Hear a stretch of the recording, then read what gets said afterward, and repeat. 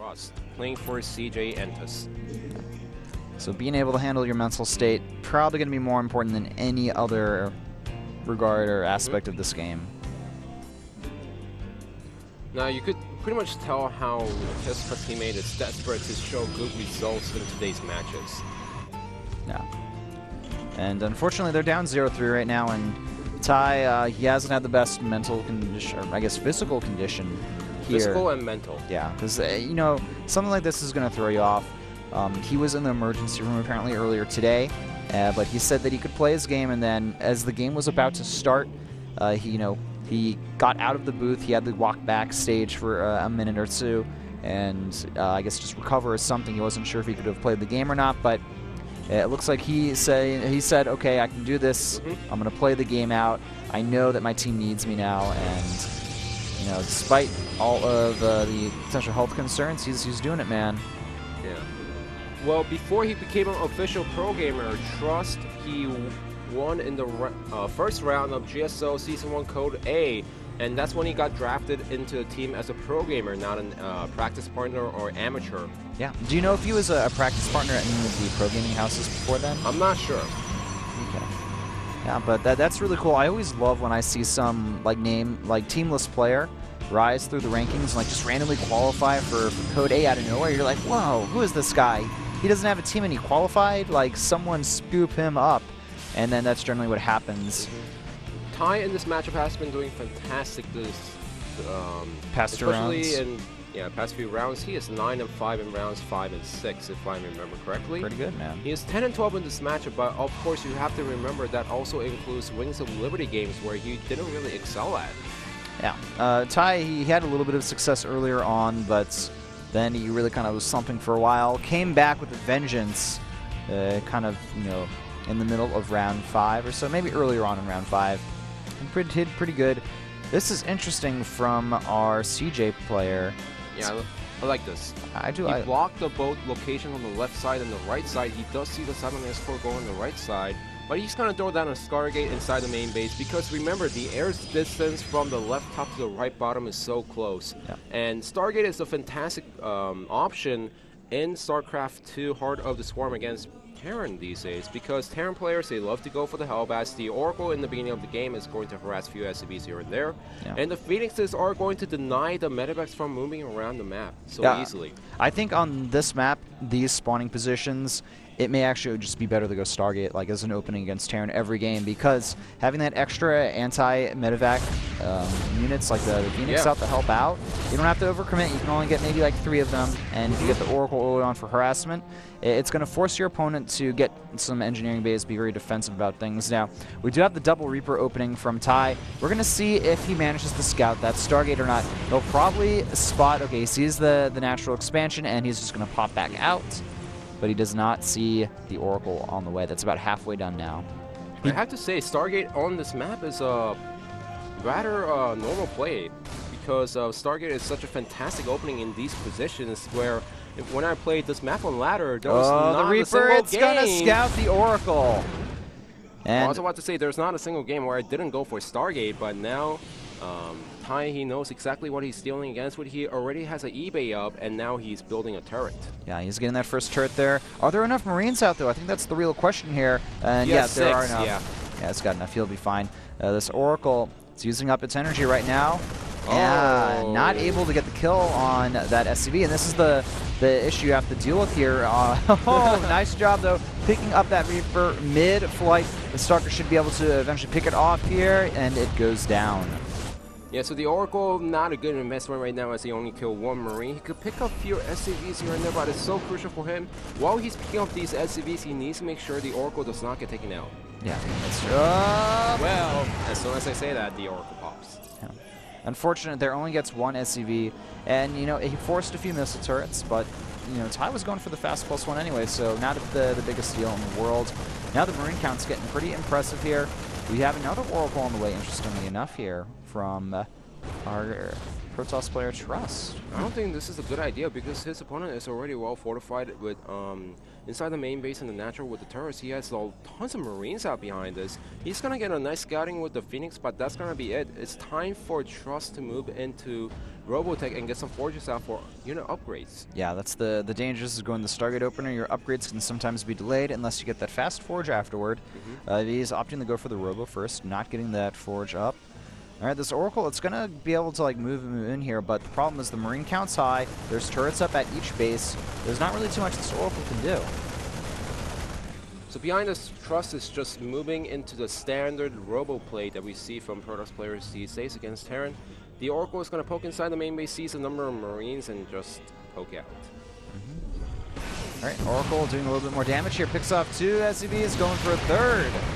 Gets out of there, doesn't take really any whole damage, just 2 total. So that Oracle already being more successful than the first one. But I guess gotta hand it to Trust, who's being stubborn. He's like, no, I'm gonna do damage with my Oracles, okay? You can't stop me. I'm really surprised at the fact that Trust went for it because you need the confidence and you need perfect micro to pull it off. And look at this Ty blocking his starport with the factory. Realizes that the last second and then lifts once again. A bit of a mistake there. I like how he's the Oracle, why are you running to the left? You could have just turned back. Unfortunate for Trust there. He did not let that Oracle survive. So the investment for the Stargate hasn't really been worth it. He's got like 1 Phoenix out, but that 1 Phoenix isn't going to do too much on its own. Yeah, in fact, instead of going for the second Oracle, he should have gotten 2 more Phoenix out. We do have the double forge on the way, though, from our Terran or Protoss player. He's getting that 1-1 right now. Also starting the Colossi tech, adding more gateways on, going for the Twilight. I guess something to note here, our Protoss player actually played really greedy early on, and he just relied on using the Oracle to keep his opponent inside his base. But now with a Colossus on the way, I don't think this attack is going to do too much. The 3rd, though, already completed and floating over there for Ty, so the economic position that he's in is going to increase dramatically.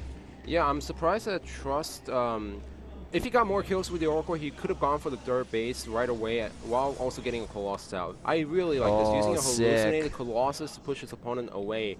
But now he also needs to be careful with these drops because you never know where the drops are going to hit. And this is a map where Ty loves to drop everywhere. Hellbats, Marines, doesn't matter what units, Ty just loves to drop and break nexuses left and right. He does. Supply-wise, our Protoss player actually doing a good job keeping up. 90 to the 95. We do have Viking production now. Stim just about to complete here. That's one lone Marine needs to get out of there. And this is actually a really risky kind of show of aggression here from Ty because he doesn't have the combat shields. And Stim only just finishing up right now. He's going to go ahead and get his +2 attack after finishing his 1-1. And the 1-1 finishes as well for our Protoss players. So things have actually evened out. That little Phoenix over there doing a cute dance, but things have evened out a little bit more than I thought they would. Now we have a supply jump for Ty here, and he's just going to be annoying and try to pick up a few pylons around the edge here and there. Protoss player now supply blocked. Yeah, and it's really tricky for Trust right now because he needs to defend the right side while also defending the left side at the same time. This is a trouble for Protoss players against Terran players if you spawn in these locations on this map. Now, do we have a second Colossus out from a Protoss player? We do have the second Colossus, but it's on the right side. So, and a constant double-pronged aggression here. Yeah, there is that second Colossus. He needs to split up his units properly. A Mothership Core is going to get picked off here, actually. Oh! A bit of a mistake here from Trust. Whoa, with this, that's one Colossus defending the main base, and nice job splitting the second Colossus at the 3rd base. But is that going to be enough? Seems just barely right now as he defends against the attack. This is a really nice show of aggression from Ty here. He's doing a great job, just constantly poking and prodding. He's not overcommitting, he's not losing too many units here. And he's just really kind of getting inside his opponent's head. We have a second starport finishing here. The +1 air attack in production. Looks like he thinks that that Trust is going to go for a lot of Colossi here, but he's actually moving into that Templar tech. His charge just finished, going for the +2/2 now as well. And that Phoenix continuing to be a sign of comedic relief. Well, Think about this, because of the Stargate choice that Trust went for, and because he threw away 2 oracles relatively easily, Ty can do this pressure, and he knows that his unit is not going to get trapped. Even if he loses a few Marines here and there, he's still dealing a lot of damage against his opponent. Yep. If you look at the supply right now, there's 11 Stalkers, 3 Sentries, and 2 Colossus, but 2 Colossus against 6 Vikings, goodbye. This is really bad for Trust here. He's got some decent force fields down, but the army supply just isn't there. The Vikings are going to completely tear apart this Colossus, and Ty, he may actually just win with this attack here. The Nexus is almost guaranteed going to fall. That's what happens if you go for the Stargate and it doesn't do any damage. And Ty, behind that, he also got a fast third. The Nexus, 7 health, 1 health falls, and the rest of these units here should fall momentarily as well. Stim being depleted there, but Ty even putting his Vikings on the ground.